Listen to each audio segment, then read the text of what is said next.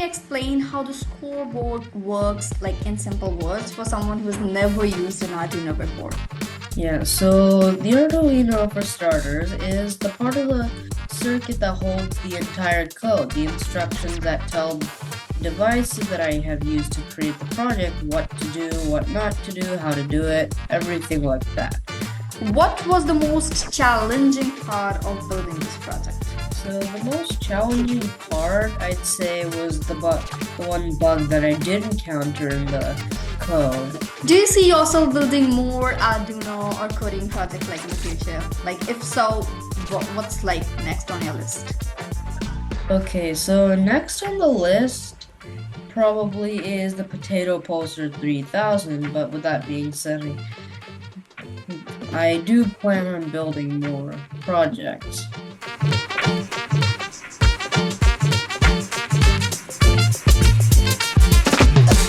Hello, everyone, and welcome back to our podcast. Today, we are joined by Arnav, who has created a very cool project, a digital scoreboard using Arduino and an LCD display.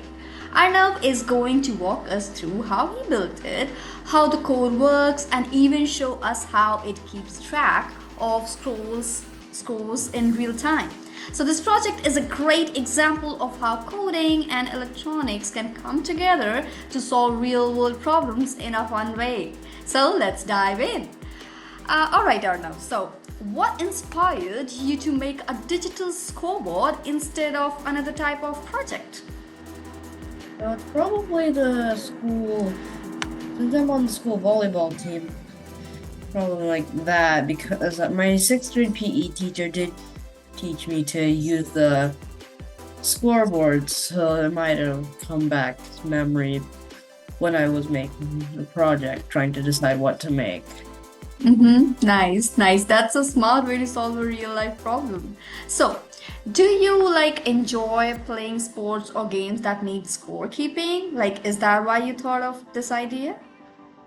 Yeah, as I said, I do enjoy playing volleyball, and and then sometimes I create my own board games that may or may not involve such scorekeeping. Makes total sense. Sounds like this project will solve a lot of arguments, right? Yeah. So, also, can you explain how the scoreboard works, like in simple words, for someone who's never used an Arduino before? Yeah, so the Arduino, for starters, is the part of the circuit that holds the entire code, the instructions that tell devices that I have used to create the project what to do, what not to do, how to do it, everything like that.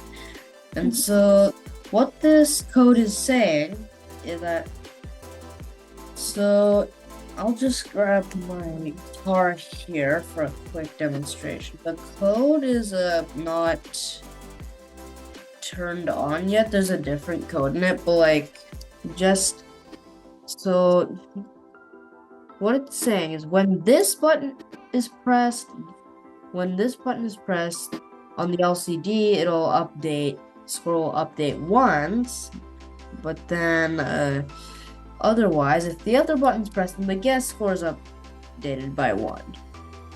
Oh, that's a great explanation. Super easy to understand. So, what was the most challenging part of building this project? So the most challenging part, I'd say, was the one bug that I did encounter in the code. Yeah, timing issues can be tricky, but sounds like you handled it quite well. So, Yeah. which part was the most fun for you? Like writing the circuit, writing the code, or testing it?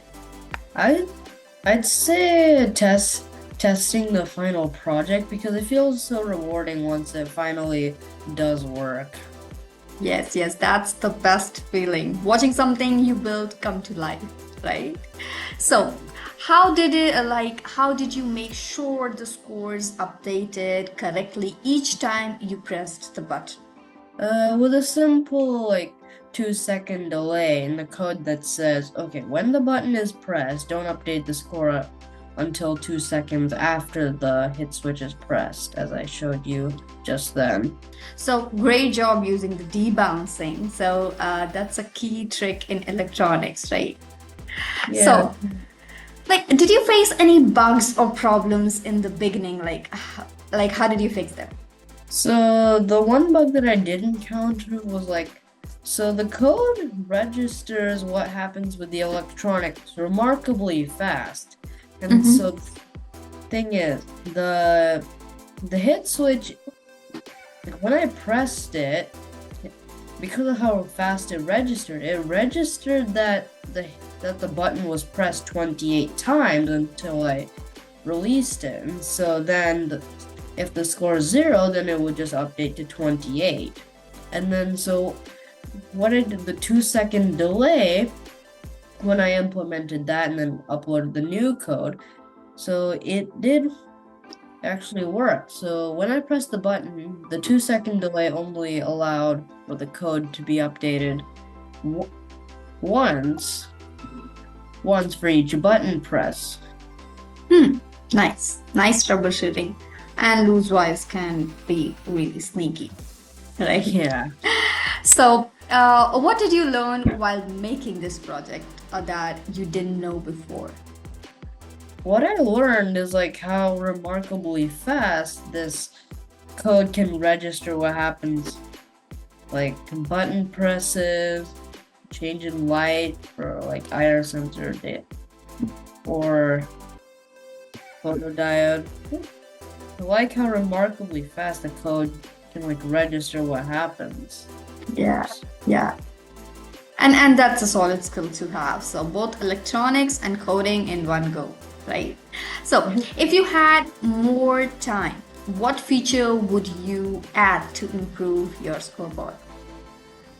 So I'd probably add a timer to time different segments in the game, and then also a wireless remote so that like the scoreboard, there's a panel with all the different buttons to control it. You don't have to use a super long wire to connect it through the floor and up the wall to that scoreboard. Yeah, those are awesome ideas. So would you also want to speak something? Oh yeah, and so there's a wireless remote. I also wanted timer. Wait, I already said the timer, but then the intercom so that the commentators can say Yeah. "Oh man, wow, look at that amazing shot by this player with a whopping 5-pointer." Yeah, that would really make a big difference, really. And can you add your own voice? Is there a feature of that? Yeah, it's intending it to be wirelessly connected to a microphone, so the commentators just speak into the microphone and it just comes out the scoreboard in an amplified volume. Yeah. That's perfect. Especially with the wireless control. It's awesome. Just awesome. So, do you see yourself building more Arduino or coding project in the future? If so, what's next on your list? Okay, so next on the list probably is the Potato Pulsar 3000, but with that being said, I do plan on building more projects. Yeah, so what's that? Can you Okay, tell me a so little about it? the Potato Pulsar, it's like an automatic machine to do whatever you want to. Potatoes or any vegetable. So it's supposed to be plugged in all the time with an on-off switch, just sitting on a kitchen counter, and then in front of it will be a chopping board. And so you place any type of vegetable on the chopping board, and so there's a servo motor with the rotating arm. Pretend my hand is that one. And so you can attach any blades, like a knife or just a potato masher, and then once you hit the on switch, it'll just keep going back and forth like this, slicing or mashing the potato. Oh wow, that sounds exciting, interesting, and a great next step into sensor and data. So, Who was the very first person you showed your scoreboard to, and what was their reaction? What did they think about it? So the first person I showed it to was my younger brother, Arvin, and so he actually liked it very much because like at that time when I showed him, I think we were playing some kind of like board game or something that required scorekeeping. I don't know exactly what, but yeah. Yeah, and that must have felt great to hear, right? Yeah. Very Really well did. done. Yeah. So, if you could use your scoreboard for any real game or event, which one would it be? Probably in the scenario that the school scoreboard doesn't work at one of my volleyball games, I could just implement that for the game, and then later it could be checked out. Perfect, perfect fit that would be. And fast-paced games really they need quick scoring, right? So that's True. one thing. So between coding and electronics, which do you enjoy more, or do you like both equally? I actually like both equally because it's really fun to create the projects, test it out, everything like that. But sometimes in the more complex projects, it can be a lot of work. So after a good work session, it's nice to relax and use a device, watch a YouTube video, anything like that. Of course, that's great. Coding give you superpowers to create anything. Yeah, Yes, especially with our world being quickly taken over by technology. Really useful skill. definitely. Absolutely, you're right. All right, so thank you so much, Arnav, for sharing your digital scoreboard project with us today. And it's incredible to see how you combined coding and electronics to build something that could be used in real games and activities too.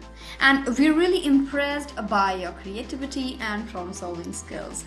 And keep up the great work, and we can't wait to see what project you build next. And to our listeners, thanks for tuning in. Stay curious, keep learning, and we'll catch you in the next episode.